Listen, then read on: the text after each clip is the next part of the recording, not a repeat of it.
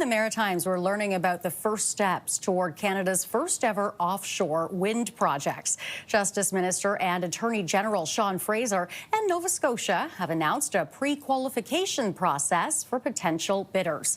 Minister Fraser joins us now for more discussion. Welcome, sir. Thank you so much for having me. So talk to us about this announcement that you made today and how it fits in more broadly with Canada's nation-building projects. Well, look, no matter where I go in the country, but particularly here at home, people want their governments to be focused on working with private industry to create good-paying jobs for them.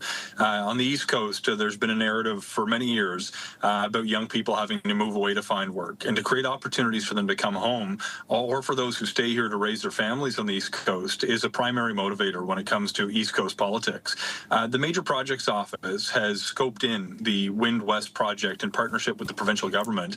And today we announced the next major step, a strategic direction that's been agreed upon with the provincial government in Nova Scotia and the federal government to launch a request for information followed by a pre-qualification vetting process, which will lead near the end of the year or early in the new year to formal bids being issued to developers who are actually going to be building the wind projects and creating jobs at home. So this is a good news day. It's proving that the process that we've implemented is starting to have an impact, and I'm looking forward to seeing those jobs at home. What is the potential of offshore wind energy? Well, look, it's extraordinary.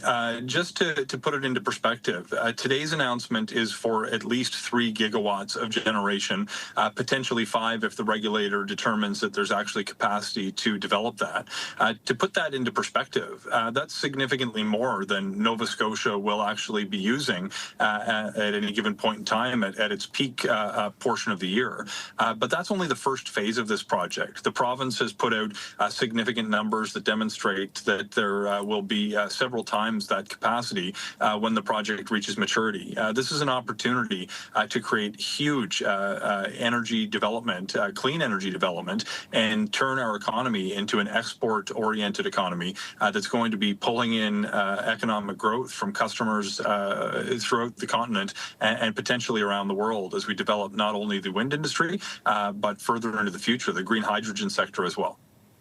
Now, pivoting to the new hate crimes legislation that you have announced this week, it is getting some mixed reaction. There are some critics who worry that this bill puts too much discretionary power in the hands of police. I'm wondering if you can respond to that.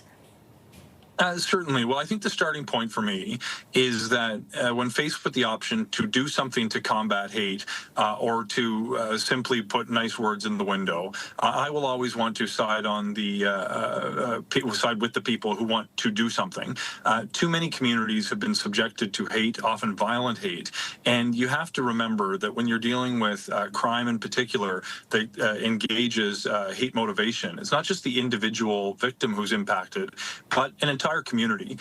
We've taken great pains to ensure that the legislation respects the right of Canadians to free expression, and also that it empowers law enforcement and prosecutors to actually lay charges. We've heard through the course of our engagement that many of the hate-oriented crimes that exist on the books today might look good on paper, but until they're actually enforced, they're not worth the paper that they're written on.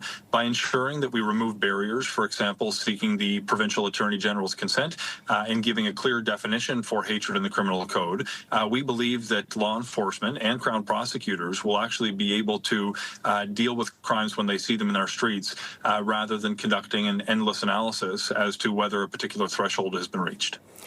All right, Minister, we'll have to leave it there. Thank you very much for your time. Great chatting with you. Thank you so much. Pleasure as always. That is Sean Fraser, Minister of Justice and Attorney General of Canada.